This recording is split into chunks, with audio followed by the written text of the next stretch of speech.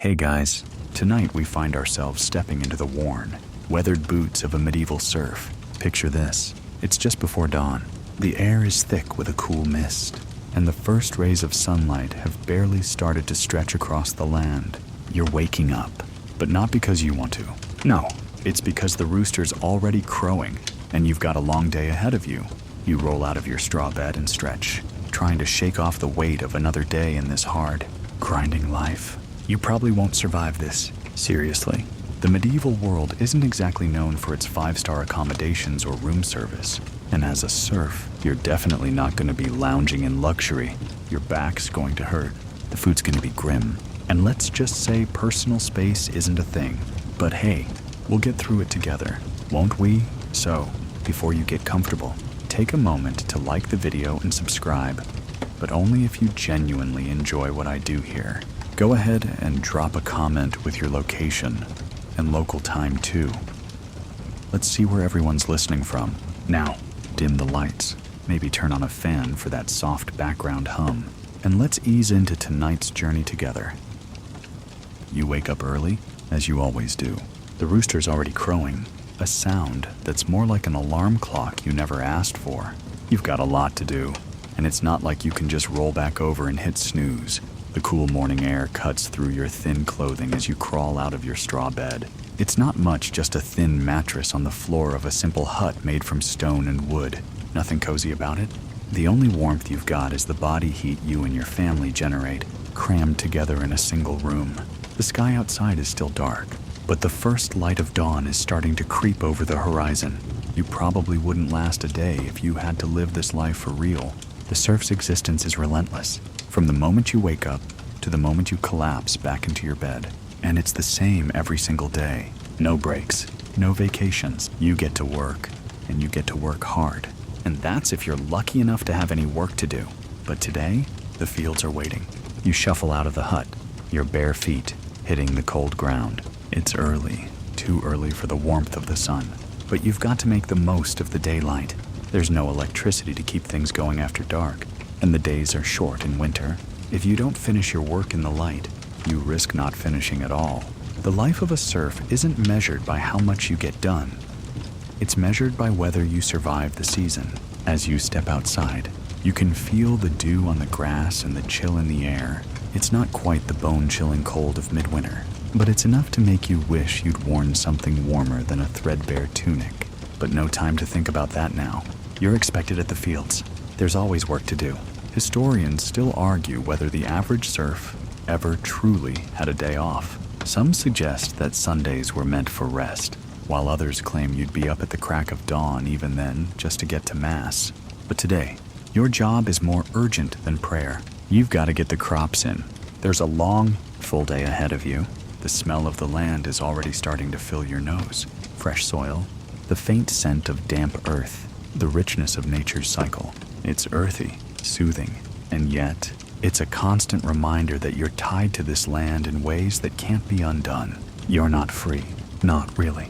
You can feel the weight of that with every step you take toward the fields.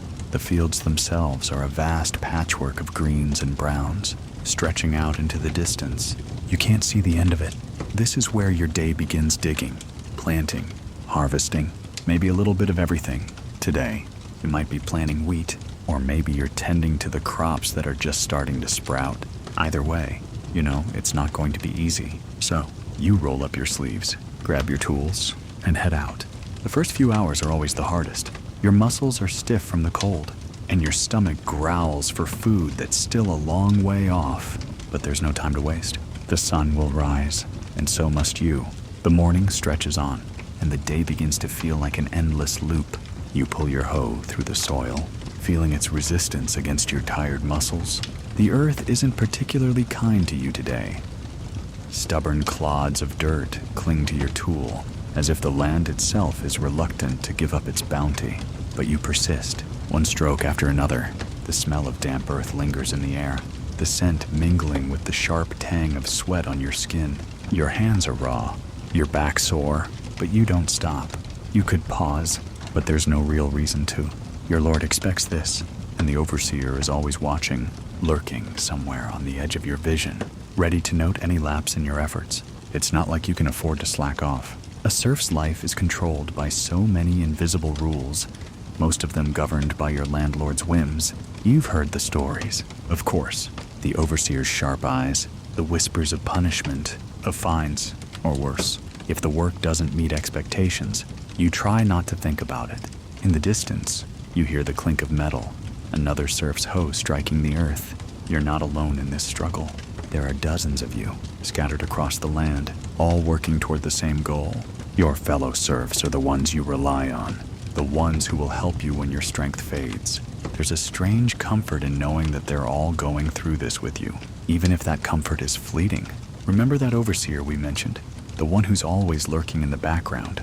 Historians still debate just how much power the overseers actually had over the serfs. Some say they were just figures of authority meant to keep the peace, while others claim they had a direct hand in punishing those who failed to meet quotas. Either way, they were a constant presence in every serf's life. A reminder that even the smallest slip-up could lead to consequences. But today, the overseer is nowhere in sight. Instead, you focus on the task at hand. The sun climbs higher in the sky, warming the ground beneath your feet. You can feel the heat starting to creep into your bones, loosening the tension in your muscles. It's a fleeting moment of comfort, but you take it when you can. The work doesn't stop, of course, but this brief respite is enough to keep you going. Around midday, the rhythm of work begins to feel almost hypnotic. You can hear the steady rustle of the wind in the grass, the distant murmur of voices as other serfs work nearby. The day moves slowly, but the hours are still slipping away. You're working, yes, but you're also surviving. It's hard to explain, but there's something deeply grounding about being tethered to the land this way. Even though your life is far from glamorous, it's yours. In a way, that's enough. As the sun climbs higher, your stomach begins to grumble. You know it's still a few hours until lunchtime, but the hunger's creeping up on you. If you're lucky, you might have some bread with a bit of cheese, maybe a few vegetables from the garden, but even that is a rare treat. More often than not, your lunch is a hasty bite of stale bread, maybe some dried meat if you're fortunate. The food might be simple, but it keeps you going. Historians still argue whether the serfs ever truly experienced hunger in the way we imagine it today. Some say the lack of variety in their diets led to malnutrition, while others point out that many serfs had access to basic food staples like bread and porridge. Either way, food was always a source of worry, and hunger was a constant companion for most. As you work, the first whispers of fatigue start to settle in. Your muscles are sore, and your hands are covered in calluses from years of hard labor. But you push on. There's no choice. The work has to get done. The seasons won't wait for you. It's a cycle: planting, tending, harvesting over and over again. There's no escape from it. And yet, even as you move through the motions, there's a strange sense of pride in it. This is your life, and you're doing what you can to make it through another day. Each hoe strike is a small victory in the battle for survival. Maybe it's not much, but it's yours. It's almost midday now, the sun hanging high above, warming your back as you continue your endless work. You've been at it for hours, and the sweat is starting to bead down your face. Your muscles are aching, but there's no time to rest. The work is never done. Every time you finish one patch of soil, another stretches out before you, waiting for your labor. The air feels heavier now, and not just from the sweat. It's the weight of the land, the sense that it's always demanding more from you. The earth, the overseer, your lord, they're all part of this unrelenting system that has no place for rest or respite. And just as you feel the crushing weight of another endless day pressing down on you, you hear it, the bell, the faint sound of the church bell ringing in the distance, calling the workers in for mass. Historians still argue whether church attendance was truly as compulsory for serfs as we imagine it today. Some suggest it was a respite for the workers, a chance to step away from the fields and listen to the priest's sermon, an opportunity for some much-needed spiritual guidance. Others believe it was a more coercive measure, ensuring that serfs remained obedient to both the church and the landowners. Either way, it's time to stop. The bell calls. You wipe the sweat from your brow, straighten your back, and make your way toward the chapel. It's not far, just a short walk across the dirt road that runs through the village. The chapel, modest and weather-worn, stands as a testament to both your faith and your obligation. Even if the work seems endless, the Mass will always happen. The priest's voice, distant and muffled by the stone walls, calls you into the dark coolness of the church. Inside, the incense fills the air, thick and cloying, but it's a welcome change from the acrid smell of sweat and earth that clings to you. As you sit down on the cold wooden bench, your mind starts to drift. The priest's words wash over you, but they feel distant. You've heard them all before, sermon after sermon, year after year, about faith, about obedience, about how hard work now will be rewarded in heaven. It's all the same, but still, you stay. You have to. If you leave early, there are consequences, not just from the priest, but from your Lord. You've heard the whispers about the punishments handed down to those who dared skip a Mass. And let's face it, skipping church isn't really an option when your survival depends on keeping your Lord and the church happy. You glance around the chapel at the other serfs. Most of them are sitting in silence, their faces lined with exhaustion, just as yours is. There's no joy in these services, not for you, not for anyone. It's just part of the routine. Church is something to endure, not something to cherish. The bell tolls again, signaling the end of Mass. You stand, feeling the ache in your legs as you move. The coolness of the church air is replaced by the harsh warmth of the midday sun as you step back into the open air. The work doesn't stop just because you attended Mass. No, it's back to the fields, back to the relentless cycle of labor that defines your life. You head back, shoulders heavy with the weight of another day's work. The soil is waiting. Your tools are calling you back. There's a sense of quiet resignation that settles in as you pick up the pace. There's no real break from this. Once the bell tolls, once Mass ends, it's straight back to the grind. The sun is high now, and the heat is starting to settle in, the temperature rising, making the air thick and sticky. You pause for a moment to wipe your brow, but you can't afford to waste too much time. There's always work to be done.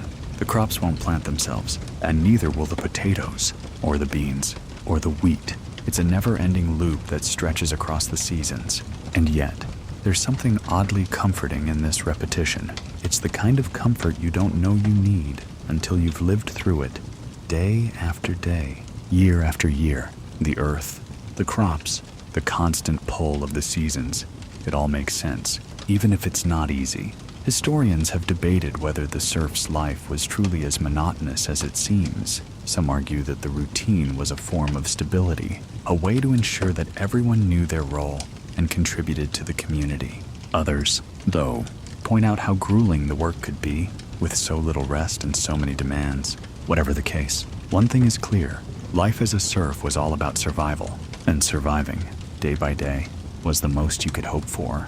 The day is far from over. You don't get to stop now. There's more soil to till, more crops to tend, more work to do. The hours drag on, and by now, you've forgotten the comforting thoughts you entertained earlier. The aches in your muscles are no longer just nagging reminders.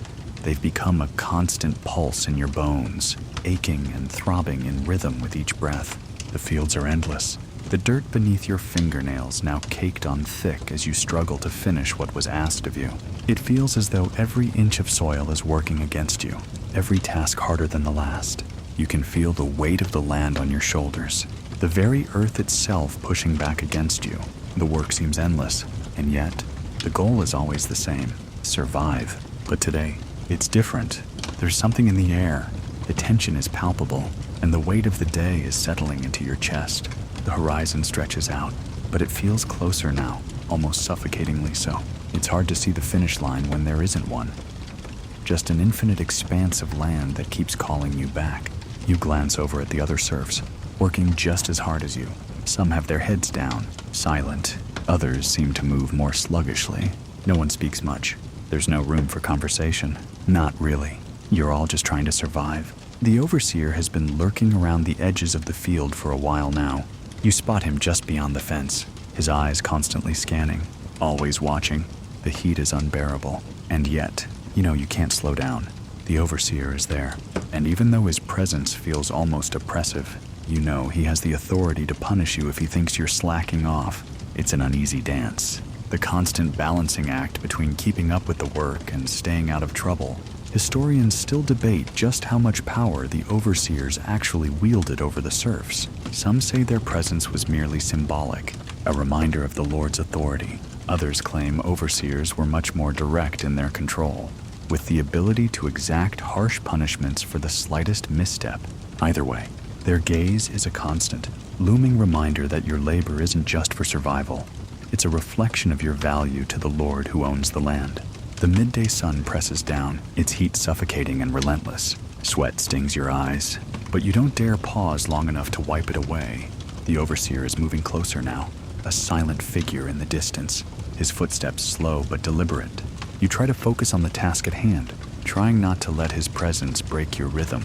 Each movement becomes mechanical as you push yourself through the work, trying to keep pace with the others, trying not to fall behind. As the day drags on, you notice a shift in the air. The heat has become unbearable, and it's clear that there's little time left before the sun dips low enough to cast long shadows across the land. But you also know there's something else at play, the threat of punishment that hangs over your every action. It's something that never quite leaves you. This feeling that one wrong move could cost you everything. You work faster, your hands moving with a desperation that wasn't there earlier.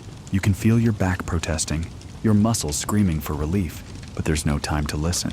The overseer is nearby, and you're determined not to attract his attention. The fear of punishment is never far from your mind. You've heard the stories of those who didn't meet their quotas, of the people who were punished for failing to complete the tasks set before them.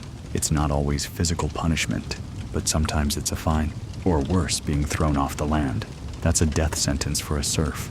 Without the land, without the food it provides, you're nothing. It's hard to imagine what life would be like without it, and even harder to imagine life outside the rigid, unyielding structure of the manor.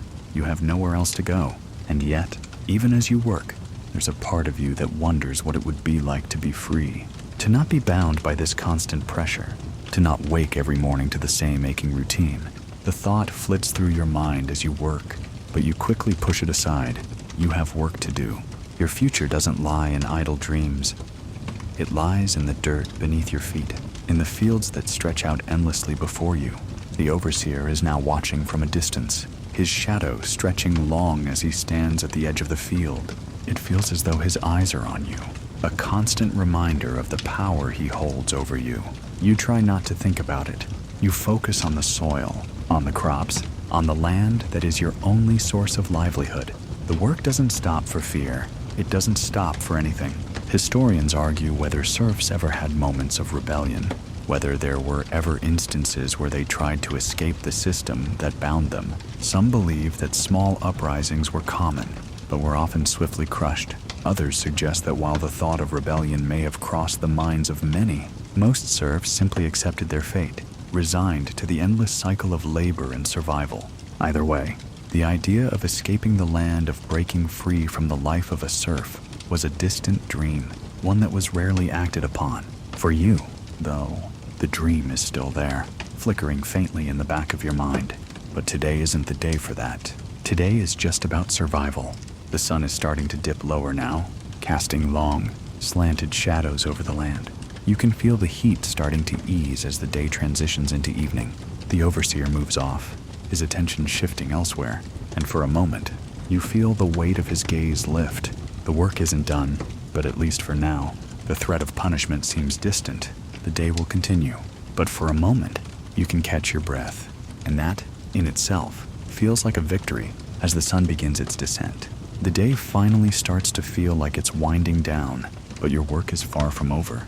The last stretch of labor is always the hardest, the part when fatigue has thoroughly sunk in, and the satisfaction of a completed task feels more like a distant fantasy than an actual achievement. You've been toiling under the sun, your muscles stiff, your hands cracked and sore, but you know that if you don't finish, it will come back to haunt you. The overseer's eyes might be off you for now, but the Lord will demand his share of the harvest. No matter how little you've been able to yield, the land feels oppressive as you turn your focus back to the task at hand. The light is waning, and the air carries a certain coolness, a relief from the midday heat, but the work still continues. The fields don't stop at sunset. You've learned that the hard way, On days when you dared to slack off for even a moment, the consequences of unfinished work were always too steep to risk, so you carry on, pushing through the weariness, working until you're sure there's nothing left to do, nothing you can afford to leave undone. Historians debate whether the serfs had any true sense of rest, even after the sun went down. Some say that by evening, the work would still continue in some form, repairing tools, tending to animals, or maybe even some light work around the home. Others suggest that the exhaustion was so deep by day's end that the only thing left to do was collapse into bed. Either way, the day was long, and the tasks rarely ever ceased. As night falls, the sound of crickets begins to rise from the grass, a chorus of tiny creatures that carry the night air with their rhythmic chirping. The occasional sound of a cow lowing in the distance punctuates the stillness, reminding you that your responsibilities don't end with the day's work. Even now, your mind is still thinking about the animals that need tending, the barn that needs repairing, the fields that will need your attention again in the morning. At some point, you leave the fields behind and head back to your cottage. You pass by a few other serfs on their way back too, their faces tired, but somehow peaceful in the way people are when they've just about made it through another day. The village is quiet, a faint glow of candlelight spilling from a few windows, flickering in the night. Inside, your family awaits. Dinner isn't much. Bread, perhaps some broth, and if you're lucky, a bit of cheese or a small piece of meat.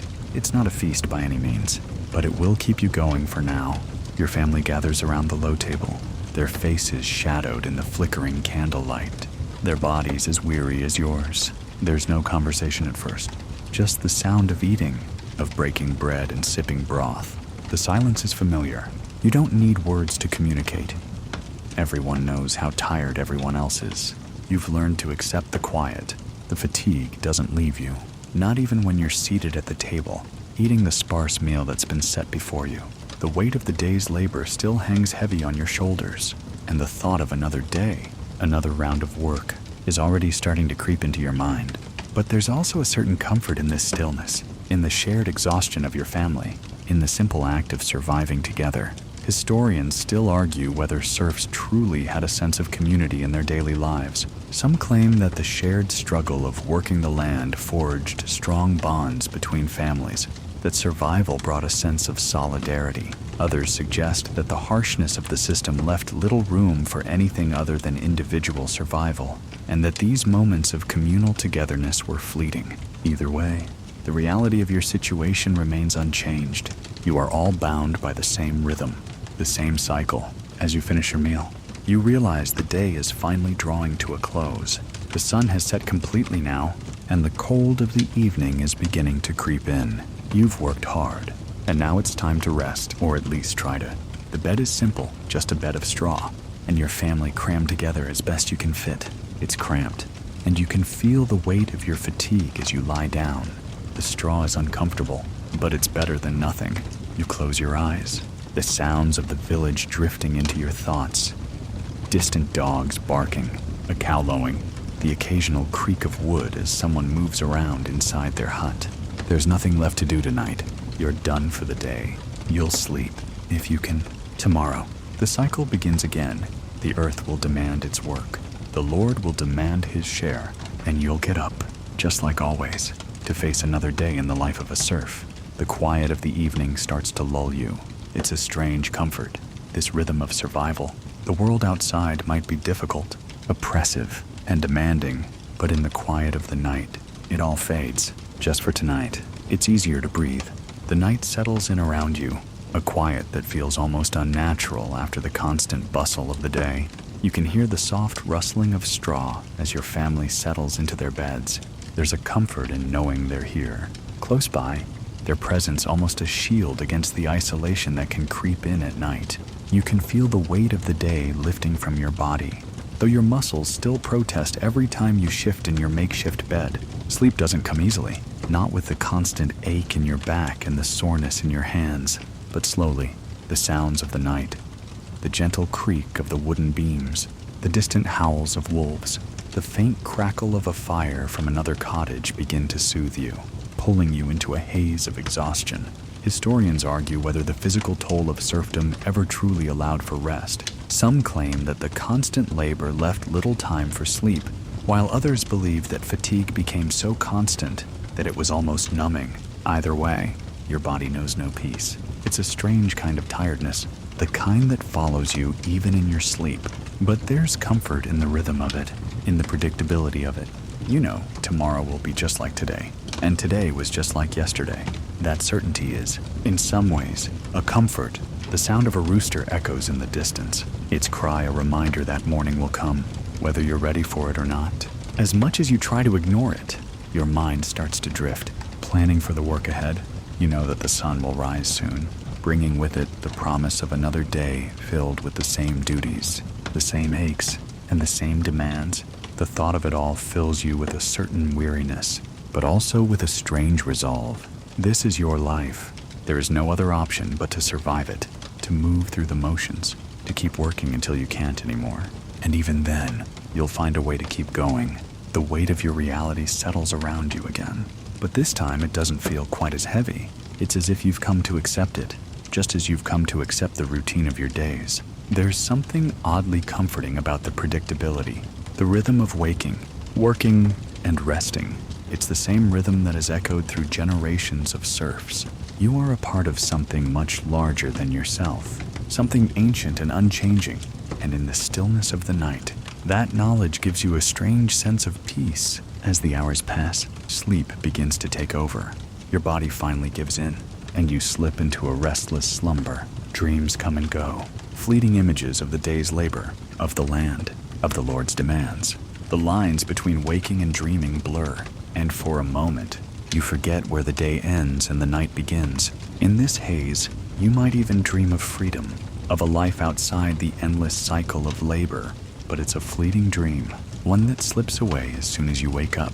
In the end, there's no escape. There's only survival. Morning comes too soon, just as it always does. You hear the rooster crow again, louder this time, more insistent. The light creeping through the cracks in the wooden walls of your hut is a constant reminder that the day is starting. Whether you're ready or not, you blink your eyes open, groggy and still heavy with sleep. The ache in your back flares up again as you sit up, your body protesting the movement. You take a deep breath, trying to shake off the remnants of the night and prepare yourself for another day in the fields. There's no time to dwell on the exhaustion. The work calls, as it always does. Your body, still sore and tired, rises out of the bed of straw. You glance at your family still asleep, still lost in their own dreams of survival. You wonder how much longer you can keep this up, but the thought quickly passes. You can't afford to stop. Can't afford to think too much about anything other than the work ahead. You take a moment to stretch, feeling the stiffness in your joints, the soreness that never quite goes away. The village is starting to stir outside, the quiet of the night giving way to the sounds of daily life. You hear the clink of tools being gathered, the shuffle of feet on the dirt paths, the distant voices of other serfs beginning their own routines. You are not alone in this, no matter how isolated it sometimes feels. There is always someone else out there, working just like you, surviving just like you. You head outside, the coolness of the early morning air a sharp contrast to the heat of the day. The sky is still a pale shade of blue, the sun barely beginning to peek over the horizon. There's a quiet beauty to this moment, to the stillness of the land before the day